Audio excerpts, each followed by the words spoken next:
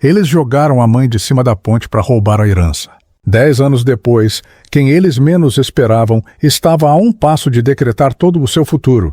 Quando ele achou que venceu, começou a sua sentença. Inscreva-se no canal e ative o sino.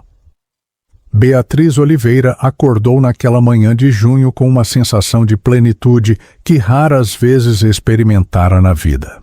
Aos 45 anos, tinha conquistado o que muitos consideravam impossível para uma mulher que começara do zero. 3 imóveis comerciais estrategicamente localizados no centro de São Paulo, uma construtora que crescia mês a mês e uma reputação sólida no mercado imobiliário paulistano.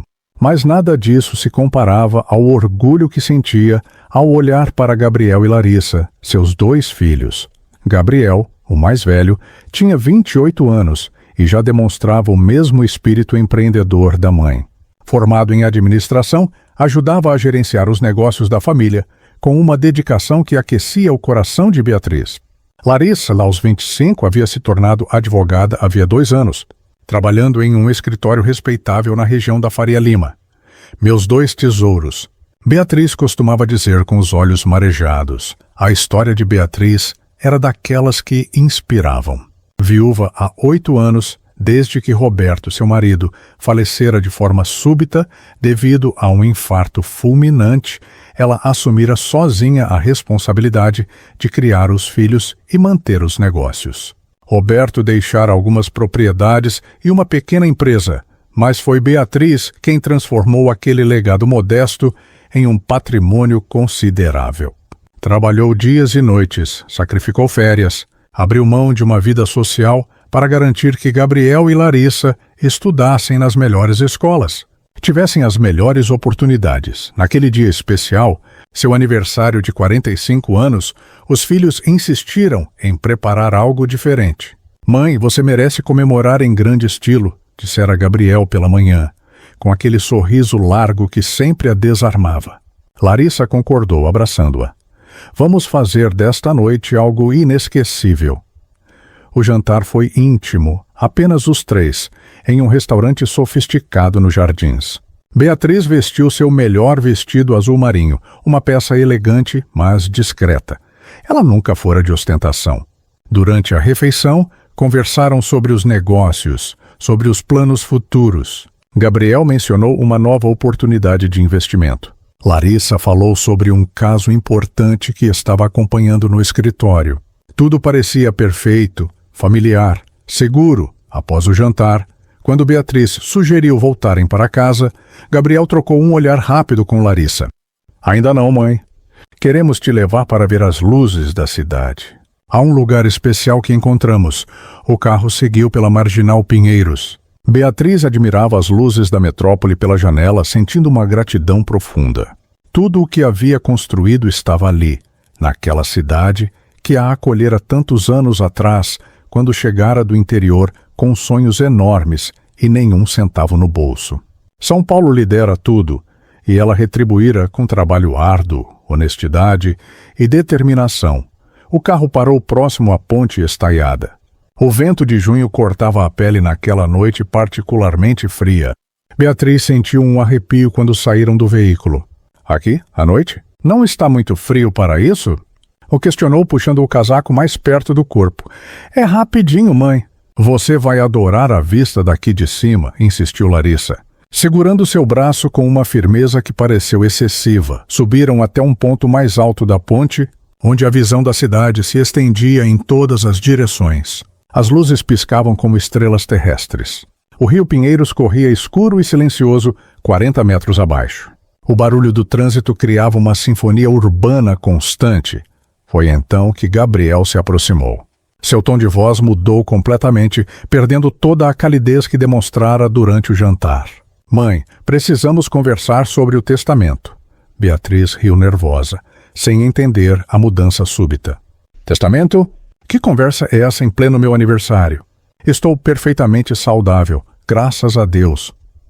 "Você não precisa deixar nada para nós quando morrer", continuou Gabriel, seus olhos agora frios como gelo. "Queremos nossa parte agora. Queremos tudo já." O coração de Beatriz acelerou.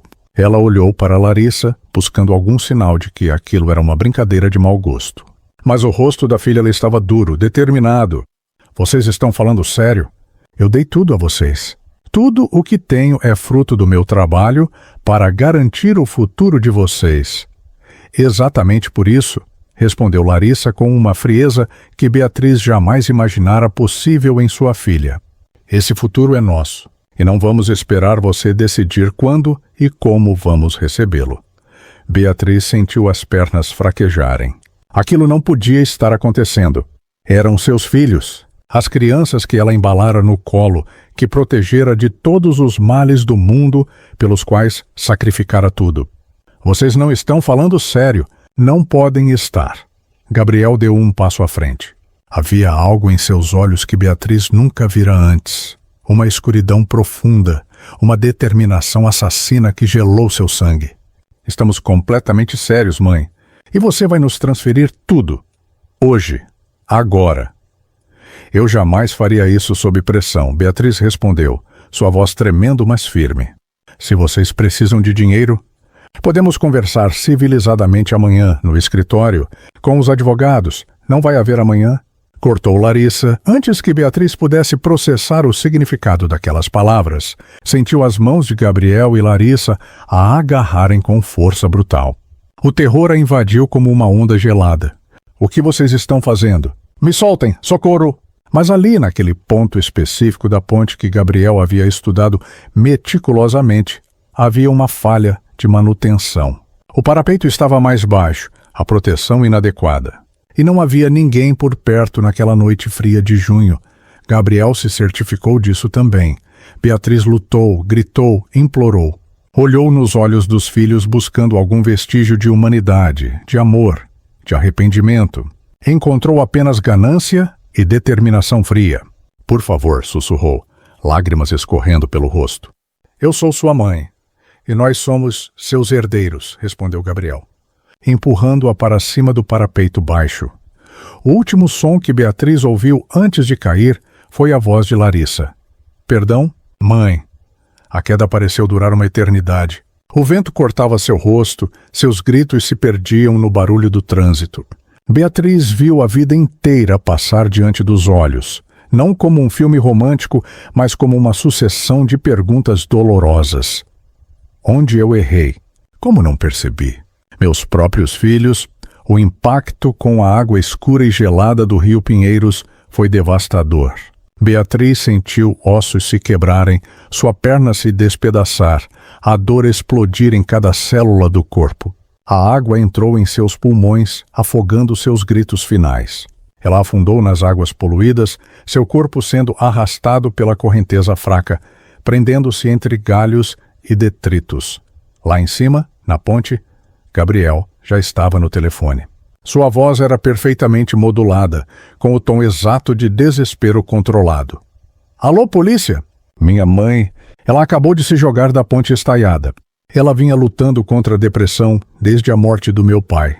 Não conseguimos segurá-la a tempo.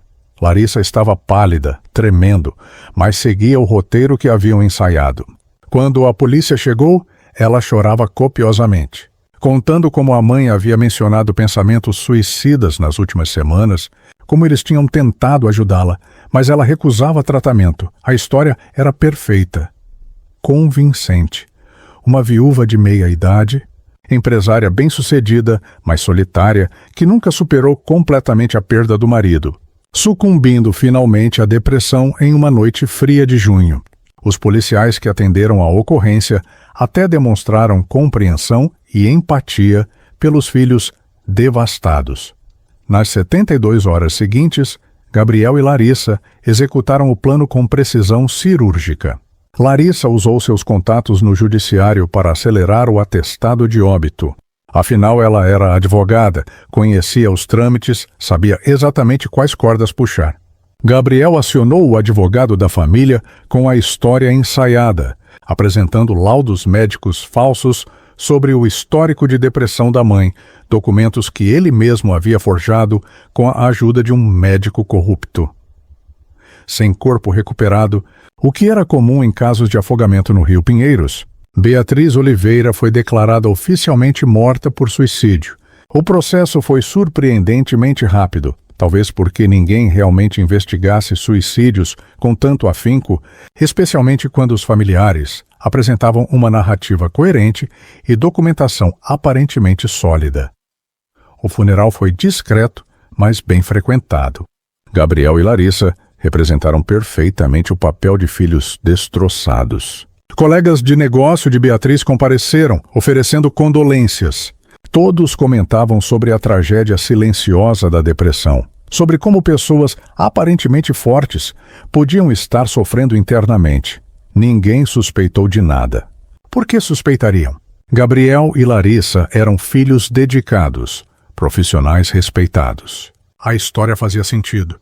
E em uma cidade como São Paulo, onde tragédias aconteciam todos os dias, o suicídio de uma empresária viúva era apenas mais uma estatística triste. Enquanto isso, a 40 metros de profundidade, no mangue fétido às margens do Rio Pinheiros, Beatriz lutava pela vida em um estado entre a consciência e a morte. Seu corpo estava destroçado, múltiplas fraturas nas costelas, a perna esquerda praticamente despedaçada, traumatismo craniano severo, os pulmões cheios de água contaminada. Foi um pescador clandestino chamado João, que trabalhava ilegalmente nas margens do rio procurando peixes e objetos de valor, quem a encontrou 3 dias depois. Ele estava verificando suas redes improvisadas, quando viu algo preso entre os galhos do mangue. Algo que, inicialmente, pensou ser um manequim ou um corpo em decomposição.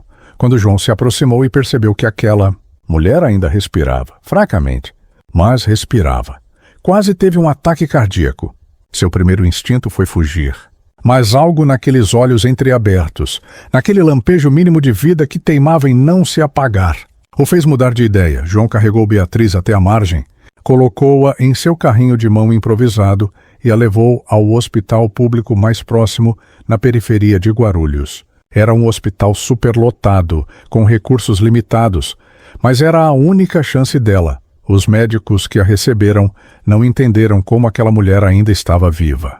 É um milagre, disse o Dr. Antônio, um médico cansado de décadas de plantões no SUS. Ela deveria estar morta há dias. Não faz sentido, médico. Mas Beatriz não estava em condições de explicar nada. Ela ficou em coma por 2 semanas. Quando finalmente despertou, estava completamente desorientada, sem documentos, sem identidade, sem voz.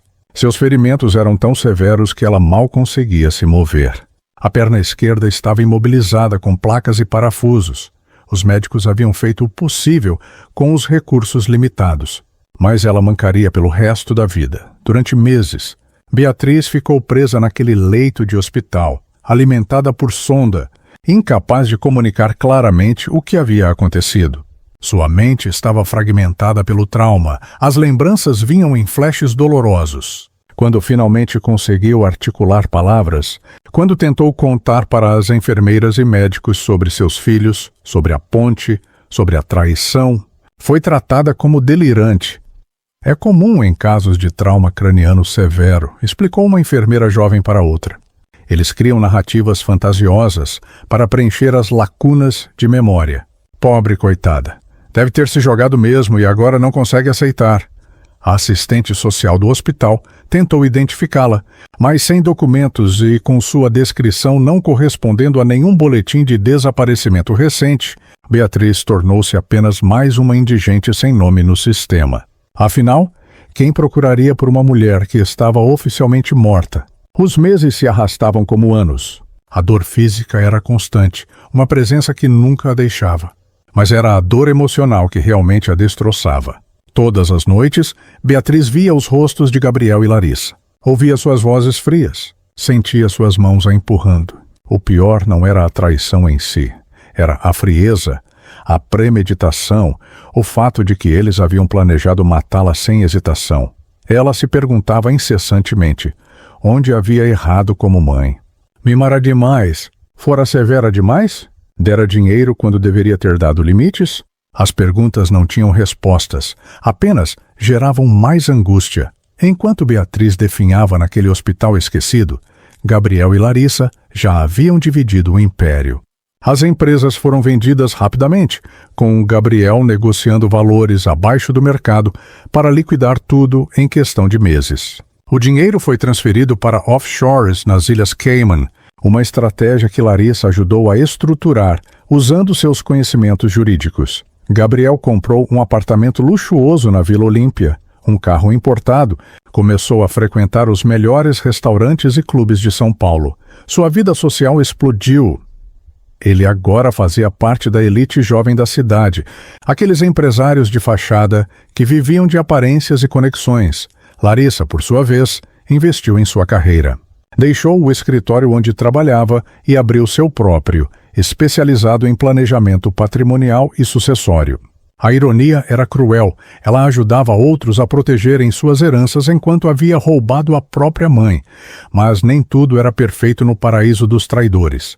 Larissa começou a ter pesadelos. Via a mãe caindo, ouvia seus gritos, acordava suando frio no meio da noite. Começou a beber para dormir. Depois começou a beber para funcionar durante o dia. A culpa que ela tentava sufocar estava crescendo como um tumor maligno. Gabriel aparentemente não sentia remorso algum. Em uma festa na cobertura de um amigo, quando alguém perguntou sobre sua mãe, ele respondeu com desdém: "A velha se matou porque era fraca. Não soube lidar com a vida." Ele até filmou um vídeo para as redes sociais ostentando seu estilo de vida, com uma legenda que dizia: "Vivendo o sonho que minha mãe nunca teve coragem de viver." O vídeo viralizou, gerando milhares de curtidas. Ninguém sabia a verdade por trás daquelas palavras. Ninguém imaginava que aquele jovem bem-sucedido era um parricida. 8 meses após a queda, Beatriz finalmente recebeu alta do hospital. Ela conseguia andar, mas apenas com muletas e muita dor. Sua perna esquerda estava torta, mal cicatrizada, uma lembrança física permanente da traição. O hospital a encaminhou para um albergue na região da Cracolândia, no centro de São Paulo, o único lugar que tinha vaga para alguém sem documentos e sem família. Naquela primeira noite no albergue, Beatriz olhou ao redor e viu sua realidade. Dormindo em um colchão fino no chão, cercada por pessoas destruídas pelo vício e pela miséria, sem nada além da roupa do corpo e das muletas. Ela, que tinha sido uma empresária respeitada, que havia construído um patrimônio do zero, agora era uma mendiga sem nome. Foi naquela noite que Beatriz decidiu morrer. Ela havia encontrado um vidro de raticida no lixo do albergue. Guardara-o no bolso da calça surrada que ganhara de doação. Esperou todos dormirem. Com as mãos tremendo, abriu o vidro. O cheiro químico forte a fez hesitar por um momento, mas a dor, física e emocional, era grande demais. Se você beber isso, eles venceram. A voz veio de trás dela. Beatriz se virou assustada e viu um homem idoso, por volta dos 70 anos, com cabelos brancos e olhos gentis, mas penetrantes. Ele estava sentado em um banco próximo, observando-a. "Quem é você?" E Beatriz perguntou, sua voz rouca de tanto não usá-la. "Meu nome é Vicente Cardoso. Sou voluntário aqui. E percebi que você não é como os outros. Há algo diferente em você. Uma dor específica, não a dor genérica da miséria." Beatriz riu amargamente. "Você não sabe nada sobre mim. Sei que está considerando acabar com sua vida. E sei que quando alguém de aparente sanidade mental chega a esse ponto, geralmente há uma traição envolvida. Uma traição profunda. Algo na maneira como ele falou, com certeza não com piedade, fez Beatriz parar. Ela olhou para o vidro em suas mãos e, surpreendentemente, começou a chorar. Foram as primeiras lágrimas verdadeiras que derramou desde a queda. No hospital estava entorpecida demais pela dor e pelos remédios. Mas agora, confrontada com a escolha final, algo dentro dela se quebrou. Vicente aproximou-se devagar e sentou-se ao seu lado. Não tentou tirar o vidro de suas mãos. Apenas esperou e Beatriz contou tudo. Entre soluços, com a voz falhando, relatou cada detalhe. A ponte, os filhos, a queda, os meses de sofrimento. Falou sobre Gabriel e Larissa, sobre como eles a mataram por dinheiro, sobre como ninguém acreditava nela, Vicente escutou em silêncio até o fim. Quando Beatriz terminou, exausta, ele finalmente falou: "Eu acredito em você." Aquelas 4 palavras simples quebraram algo dentro de Beatriz. Era a primeira vez em quase um ano que alguém validava sua realidade, que não a tratava como louca. "Eu fui juiz por 40 anos, continuou Vicente. Aposentei-me há 5 anos depois que minha esposa faleceu. Desde então, faço trabalho voluntário aqui porque vi muita coisa nos tribunais. Vi o que a ganância faz com as pessoas. Vi filhos traindo pais, cônjuges se matando por heranças. E reconheço a verdade quando a ouço." "Mas não adianta nada," Beatriz disse, sua voz quebrada. "Não tenho provas, não tenho documentos, não tenho nada." "Ainda não," Vicente respondeu, seus olhos brilhando com uma determinação que Beatriz não esperava. "Mas eu tenho contatos. Conheço pessoas que podem ajudar. A questão não é se você conseguirá provar o que eles fizeram. A questão é se você está disposta a fazer o que for necessário para conseguir." Nas semanas seguintes, Vicente se tornou a tábua de salvação de Beatriz. Ele usou seus contatos no judiciário, juízes aposentados, advogados de confiança, um escrivão que lhe devia favores, para começar a construir uma nova identidade para ela. Não seria fácil nem rápido, mas Vicente conhecia os caminhos burocráticos como poucos.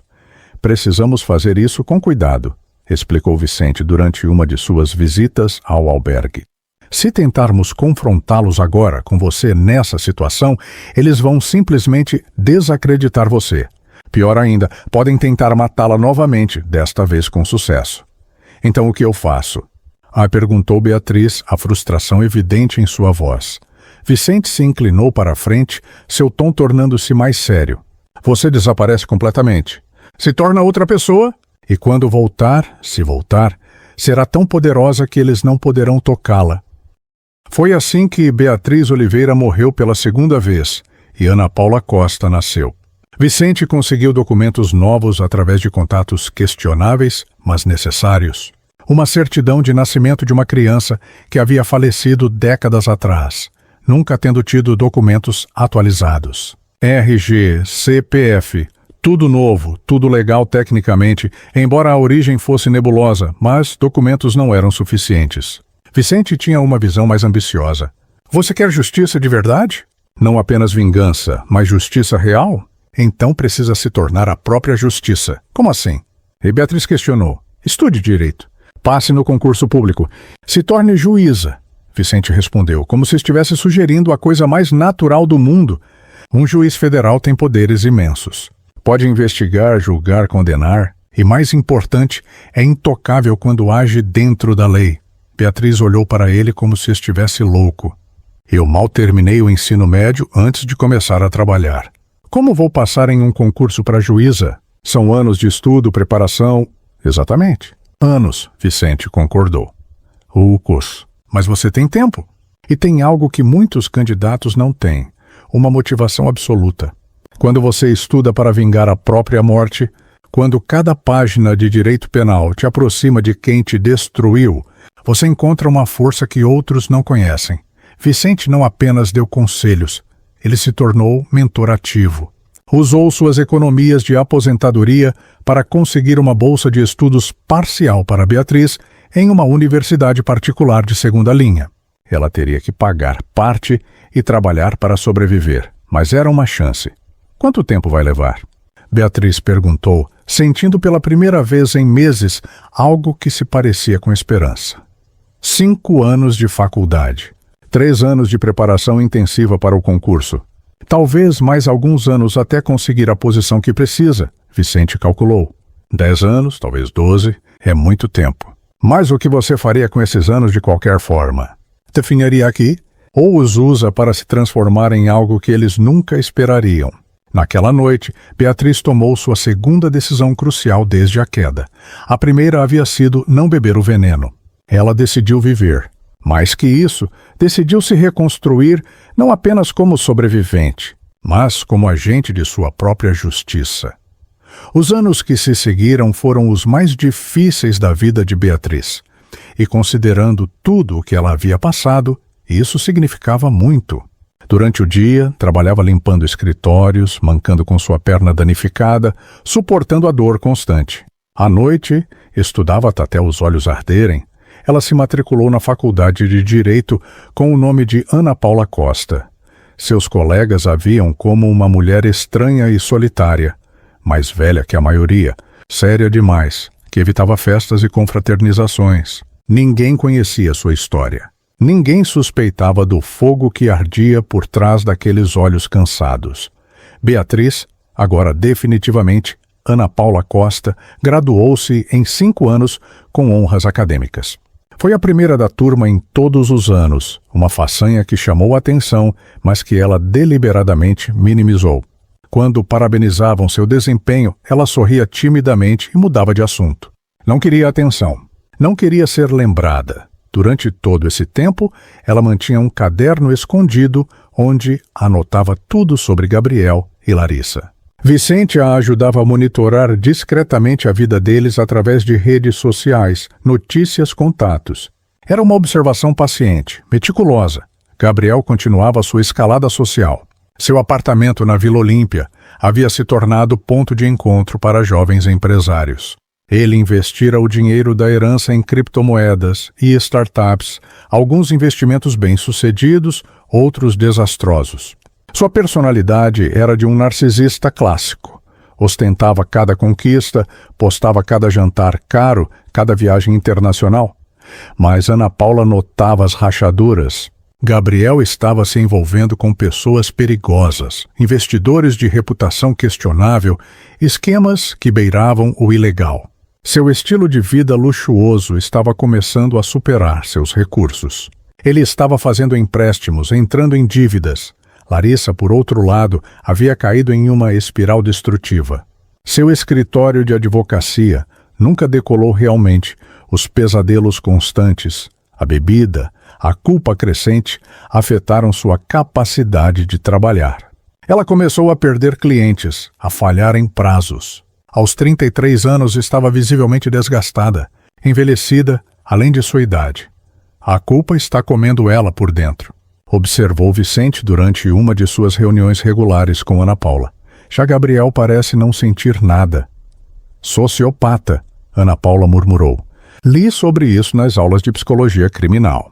Ele sempre foi frio, mas eu atribuía a uma fase, a influências externas. Agora entendo, ele simplesmente não tem empatia. Após se formar, Ana Paula passou 2 anos se preparando para o exame da OAB e, simultaneamente, para concursos públicos. Trabalhava em um escritório de advocacia pequeno durante o dia. Trabalho humilde, caso simples. E estudava obsessivamente à noite. Passou na OAB com nota máxima na primeira tentativa. O examinador que corrigiu sua prova de ética profissional comentou que nunca tinha visto uma resposta tão profunda e bem fundamentada. Ana Paula sorriu educadamente e guardou o certificado sem comemorar. 2 anos depois, conseguiu o impossível. Passou no concurso para juíza estadual. De mais de 15 mil candidatos, ela ficou entre os 50 primeiros colocados. Vicente chorou quando ela lhe contou a notícia. Você está quase lá, ele disse, abraçando-a. Mais alguns anos e você terá o poder que precisa, mas Ana Paula queria mais. Ser juíza estadual era impressionante, mas ela precisava de jurisdição sobre crimes financeiros complexos, sobre lavagem de dinheiro, sobre o tipo de crime que Gabriel estava cometendo. Ela precisava ser juíza federal. Nos 3 anos seguintes, enquanto atuava como juíza estadual em uma comarca do interior de São Paulo, Ana Paula estudava nas madrugadas para o concurso federal.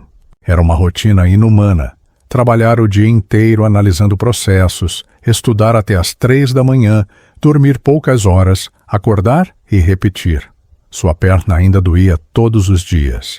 Às vezes a dor era tão intensa que ela precisava tomar remédios fortes apenas para conseguir andar. Mas ela transformou essa dor em combustível.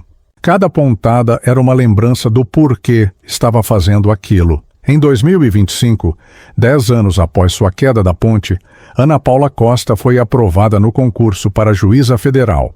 Não estava entre os primeiros colocados desta vez. A competição era absurdamente difícil, mas estava aprovada. E isso era suficiente. Vicente, agora com 78 anos e visivelmente mais frágil, abraçou-a quando ela contou. Você conseguiu, 10 anos. Você se transformou de uma vítima em uma juíza federal.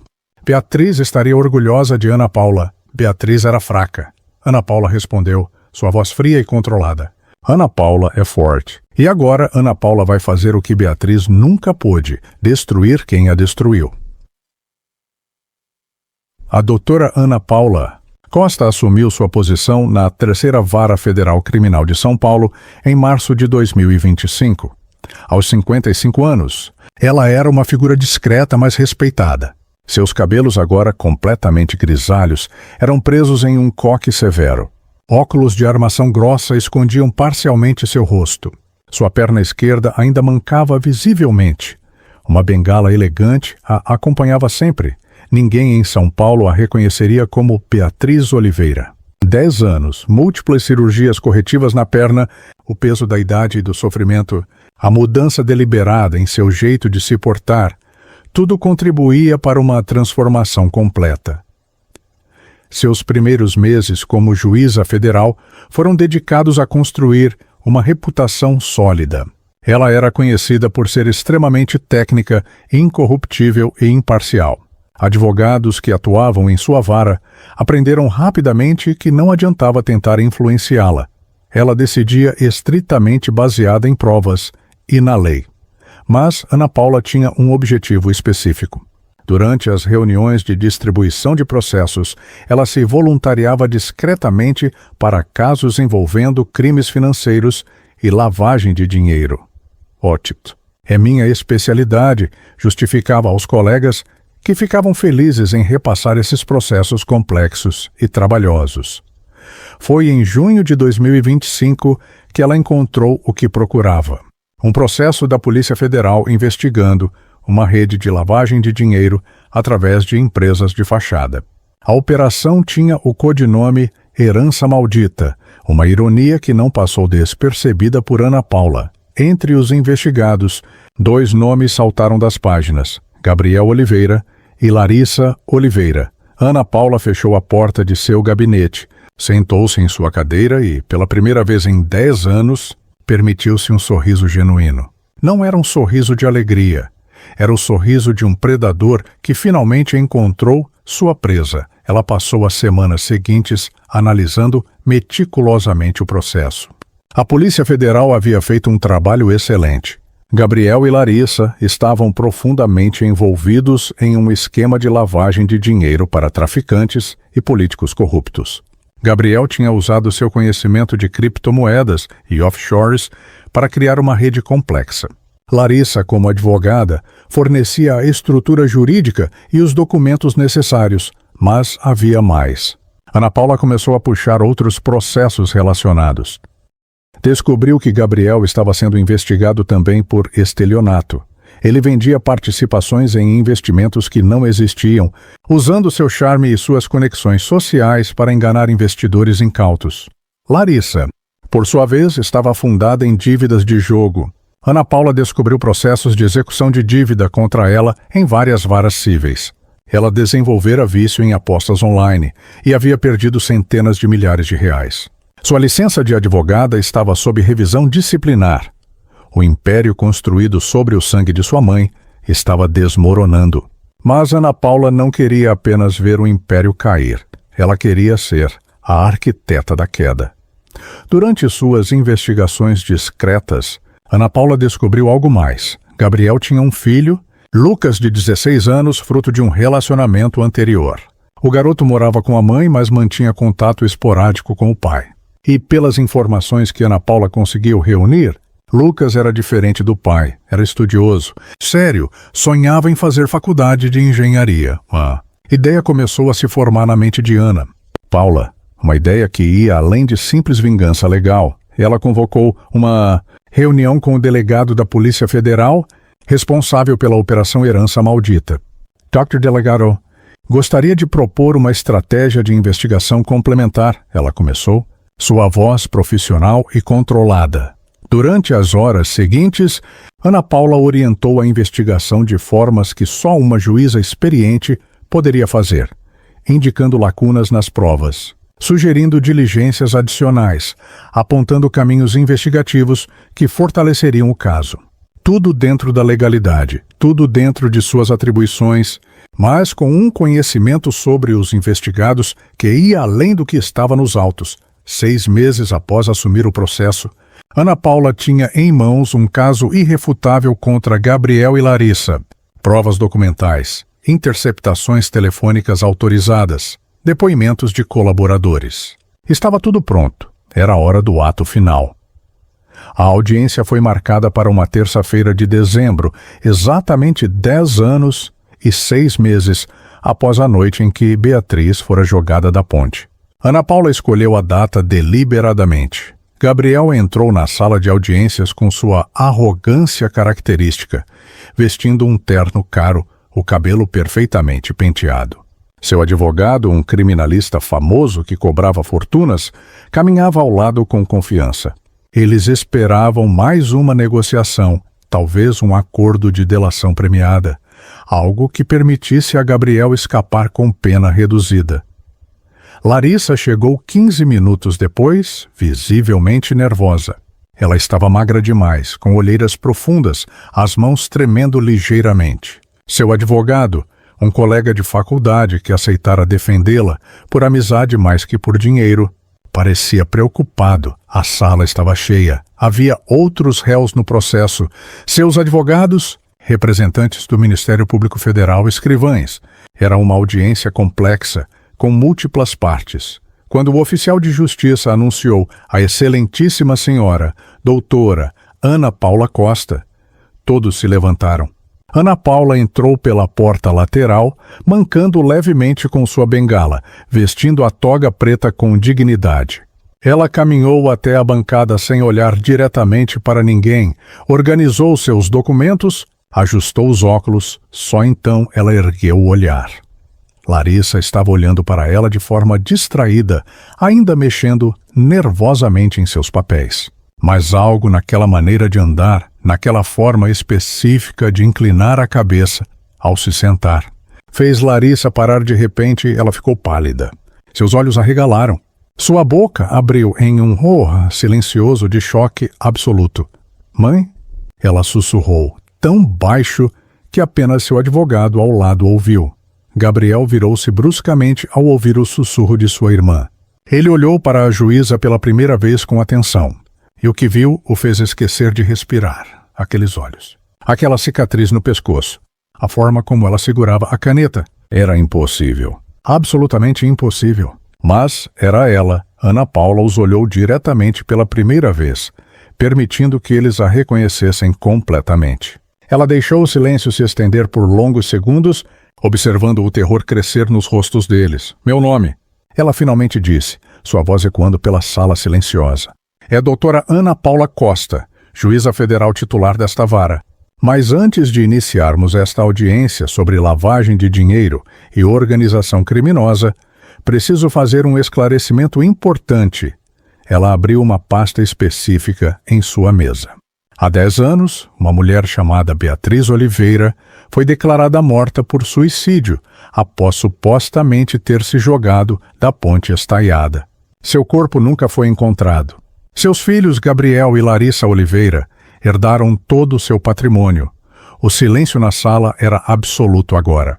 Todos os presentes percebiam que algo extraordinário estava acontecendo, o que os registros oficiais não documentam. Ana Paula continuou, sua voz ganhando um tom de aço.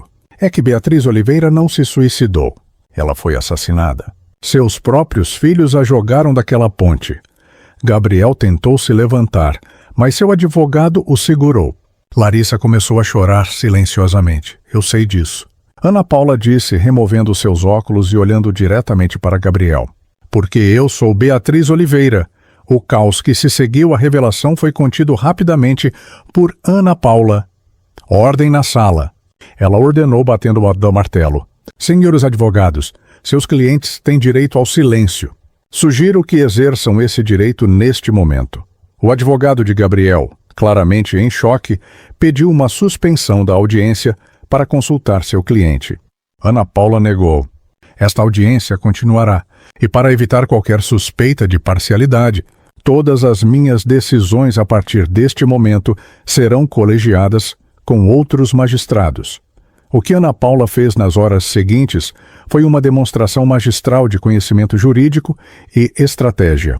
Ela não julgou o processo sozinha. Trouxe 2 outros juízes federais para compor um colegiado ad hoc. Ela se declarou impedida de julgar os crimes de lavagem de dinheiro e organização criminosa por motivos óbvios, mas trouxe à tona algo que estava fora dos autos principais.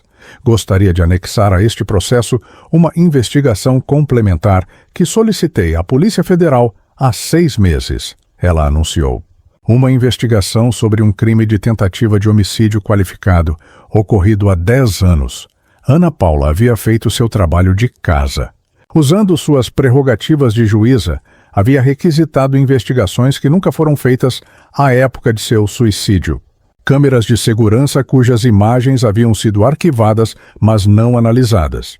Uma revisão forense de seu prontuário hospitalar em Guarulhos.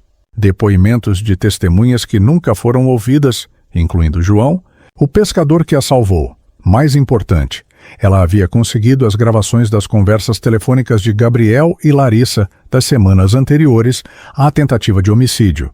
Com as autorizações judiciais corretas, obtidas por outro juiz, sem que Ana Paula se envolvesse diretamente, a Polícia Federal interceptara comunicações recentes onde Gabriel e Larissa, bêbados e descuidados, conversavam sobre aquela noite na ponte.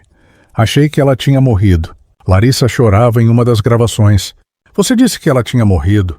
Melhor que tenha morrido, respondia Gabriel. Ela merecia. A velha estava atrapalhando nossos planos. As gravações foram devastadoras. O contexto, combinado com as novas evidências forenses e os depoimentos de testemunhas, construiu um caso irrefutável. Larissa desmoronou completamente. Durante um intervalo da audiência, pediu para falar com a mãe, com Beatriz. Ana Paula aceitou, mas com testemunhas presentes. Mãe, me perdoa, Larissa soluçava. Eu não queria. Gabriel me convenceu. Ele disse que você estava te colocando entre nós e nossa herança. Eu estava com medo dele. Eu não queria fazer aquilo. Ana Paula olhou para a filha, para a mulher quebrada que um dia fora sua bebê e sentiu nada. Não raiva, não dor, nem mesmo satisfação. Apenas um vazio imenso. Você era advogada, Larissa. Ana Paula respondeu com voz fria. Sabia exatamente o que estava fazendo. Sabia que era homicídio qualificado. E mesmo assim, escolheu o dinheiro ao invés da sua própria mãe. Larissa confessou tudo no processo. Detalhou como Gabriel planejara tudo, como ele a convencera, como escolheram aquele ponto específico da ponte, como forjaram os documentos, como dividiram o dinheiro. Gabriel, por outro lado, permaneceu em silêncio. Mas seu silêncio não o salvou. As provas eram irrefutáveis. 2 meses depois, a sentença foi proferida, não por Ana Paula, mas pelos juízes do colegiado.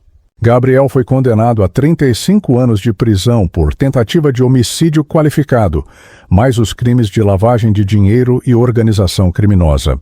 Larissa, devido à confissão e colaboração, recebeu 18 anos, com possibilidade de regime semiaberto após 5 anos. Todos os bens que restavam foram confiscados. Ana Paula determinou que fossem revertidos não para ela.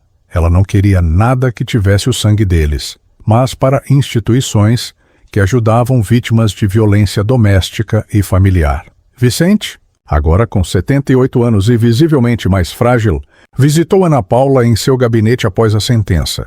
Você conseguiu, ele disse, sorrindo orgulhoso, mas cansado. 10 anos. Você se ergueu do fundo do rio e fez justiça. Fiz vingança? Ana Paula corrigiu, olhando pela janela para a cidade lá embaixo. E sabe o que descobri, Vicente? Vingança não traz paz. Destruí-os. Coloquei-os na cadeia. Mas não me sinto completa. Não me sinto bem, Vicente assentiu compreensivo. A partes provas, porque vingança nunca foi o objetivo real, minha filha. Justiça era. E justiça não é apenas punição, é restauração. Nos meses que se seguiram, Ana Paula começou um trabalho que daria novo sentido à sua existência. Ela fundou o Instituto Beatriz Oliveira, usando propositalmente seu nome real pela primeira vez em 10 anos. O Instituto oferecia assistência jurídica gratuita para vítimas de fraudes familiares, violência doméstica, patrimonial e golpes de herança. Ela começou a dar palestras sobre sua história, tornando-se símbolo de resiliência. A juíza que voltou dos mortos, os jornais adoraram a história. Alguns criticaram suas ações, questionando a ética. Outros a celebraram como exemplo de determinação. Ana Paula não ligava para as opiniões. Ela havia encontrado algo maior que vingança: propósito. 10 anos após seu retorno, Ana Paula visitou Gabriel na prisão. Era a primeira vez que o via desde o julgamento. Ele estava irreconhecível, magro, envelhecido precocemente, o cabelo ralo. A prisão o havia quebrado. Por que você veio? Ele perguntou, sua voz rouca e sem vida. Ana Paula o estudou por um longo momento. Vim te dizer que te perdoo. Gabriel riu amargamente. Perdão? Você me destruiu. Colocou-me aqui.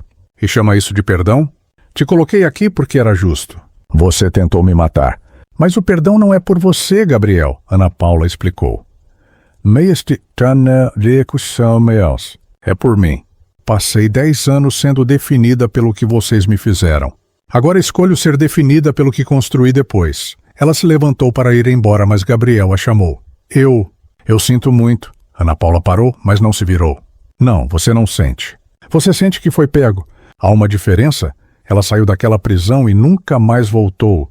Seu legado não seria a vingança espetacular, embora essa fosse a parte que os jornais contavam. Seu verdadeiro legado seriam as centenas de vidas que ela tocaria através do Instituto, através de seu trabalho como juíza comprometida com a justiça real. Em seu gabinete, Ana Paula mantinha um pequeno objeto em sua mesa, a velha medalhinha que usava no dia em que foi jogada da ponte. Vicente a havia guardado quando ela chegou ao hospital e a devolveu anos depois. Era seu lembrete de que Beatriz Oliveira não morreu naquele rio. Ela se transformou. Nem toda transformação vem de lugares bonitos. Às vezes, precisamos cair 40 metros nas águas escuras, quebrar todos os ossos, perder tudo, para finalmente entender quem realmente somos e do que somos capazes. Ana Paula Costa aprendeu que justiça verdadeira não é destruir quem nos destruiu. É construir algo tão significativo sobre as ruínas que a destruição original se torna apenas o prólogo de uma história maior. E essa, acima de tudo, foi sua verdadeira vitória.